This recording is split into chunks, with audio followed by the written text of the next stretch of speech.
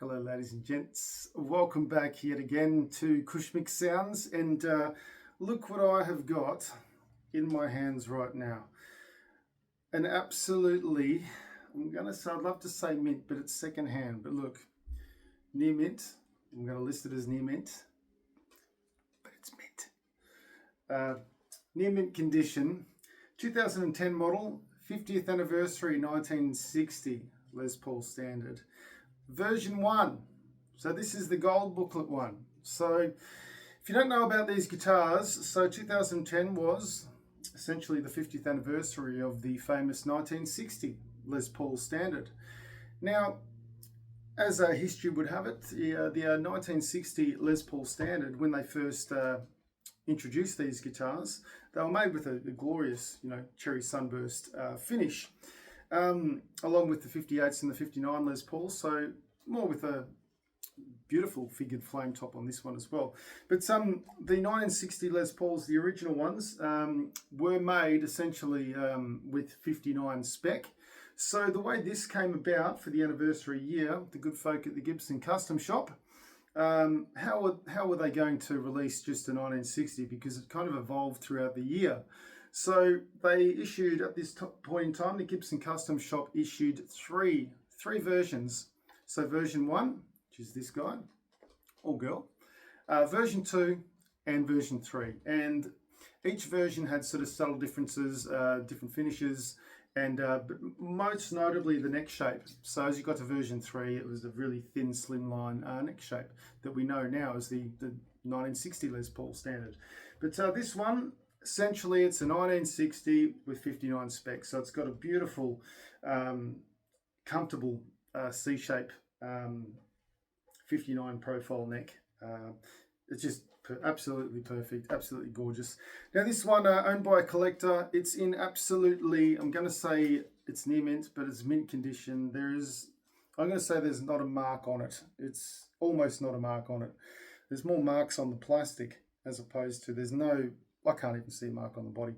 I've serviced and set this guitar up and documented everything, and there's not a mark on the hardware. So all polished nickel hardware on this as well. So these also, when these were released, they weren't given a VOS treatment either. So they were given all gloss finishes. They were designed to basically replicate what these guitars would have been brand new in a shop window when they were released.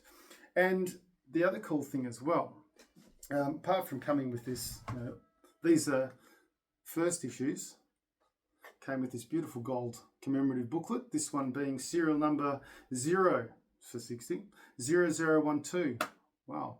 Number 12 of 500. So out of there weren't 500 of each version, there were 500 in total. So each version morphed into the next one. So I've done as much research as possible on these. I can't pick how many they made of these, but it's number 12 of 500, and it's version 1. Now, you've got on these Burstbucker 1 and 2 pickups, all Gibson, CTS 500K audio tape pots, bumblebee caps, all the plastic, everything's original on this guitar, 22 frets. The nut on these ones, what do they make of the nut? I can't remember. It's a nylon nut on these ones. Clusen Deluxe tuners are standard, the aesthetically pleasing ones. I like those ones. They look very cool, but they function perfectly. And look, it's non-weight relieved. And look, you'll notice the hang tags swinging around here. Check out my photos as well. But the little plastic switch tip hasn't even been added to this guitar. And these hang tags are all original with the guitar. The owner has informed me, this is on consignment, the owner has informed me that these are all, and look, I'm believing him, these are all the original hang tags which have not even left the tuner. So I've been very careful when I've restrung this guitar not to damage these hang tags. So that's pretty cool. Comes with its case, all paperwork, everything's listed in the photos. So if you're on YouTube now, check out the description and visit the website. If you're on the website, please read through and have a look at all the photos. If you want extra photos, it's in my possession. Give me a call, give me an email, and let's talk. Anyway, let's hear it. I'm going to start with let's start with the bridge pickup.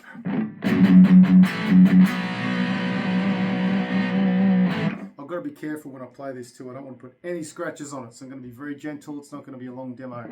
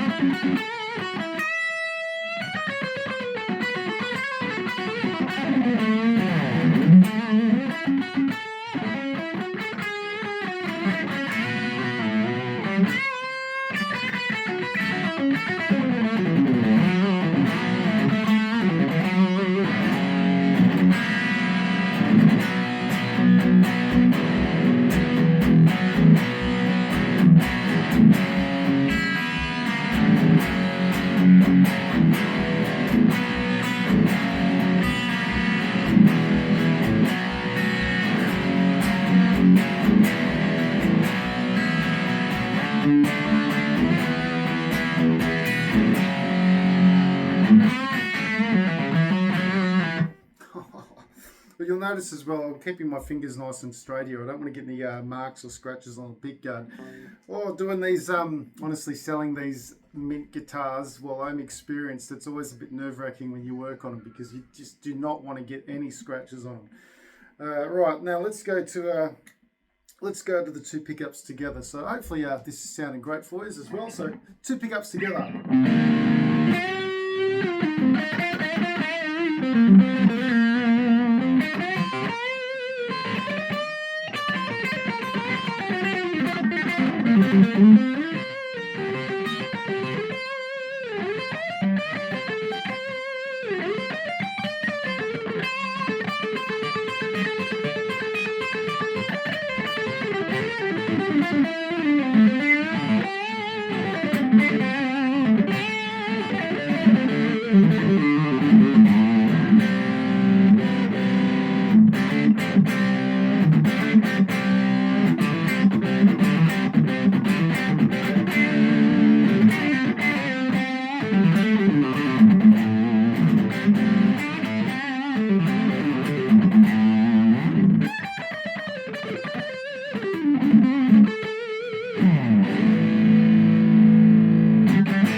This guitar, I've set it up with Diodario 10 to 46 strings, and I've raised, as I do with most Les Pauls, I've raised the stop bar tailpiece just slightly. It's probably up by about maybe 3 millimeters, just to ease tension on the bridge as well. So what I'm very careful of with these original sort of design guitars, the bridges are actually they are drilled into the body. There are no anchor studs or anything, so there's actually quite a little bit of pressure on the break angle of the strings. So instead of, I personally don't like wrapping over, doing the wrap tail piece, there's more chance of a string breakage in my opinion, unless you put an extra ball end string on.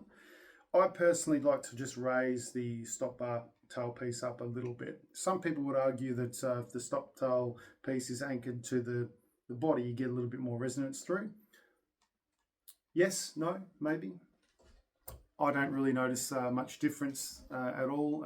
Playing on stage, I don't really hear it. So anyway, it comes down to personal preference. I set these guitars up where I can to a factory spec, but what I generally like is if I think it plays well, that's the setup we're going for. So all right, let's go to this neck pickup.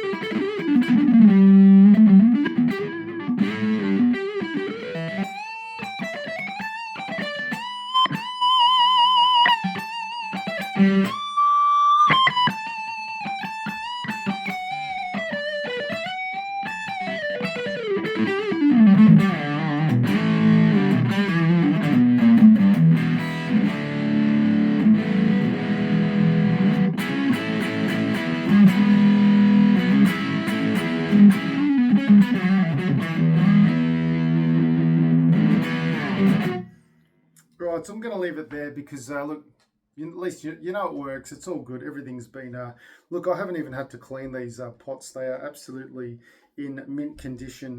The current owner is a collector and regularly serviced this guitar and or kept it serviced and restrung and kept the fretboard nice and oiled every now and then. I only recommend doing these every so often. So, yeah, look, fantastic guitar. I will note that the volume knobs, due to heat and cold and temperature, the volume knobs, the plastic has actually shrunk a little bit, so you've got some cracking. That's the only thing I can say, apart from I'm not listing it as completely mint condition, although it pretty much almost is. All right, I'm going to leave it there, ladies and gents. 2010 model, 50th anniversary, 1960 Gibson Les Paul Standard from Gibson Custom Shop. Almost mint condition. All right, happy guitar hunting, ladies and gents. I'll see you very soon with another gem, so take it easy.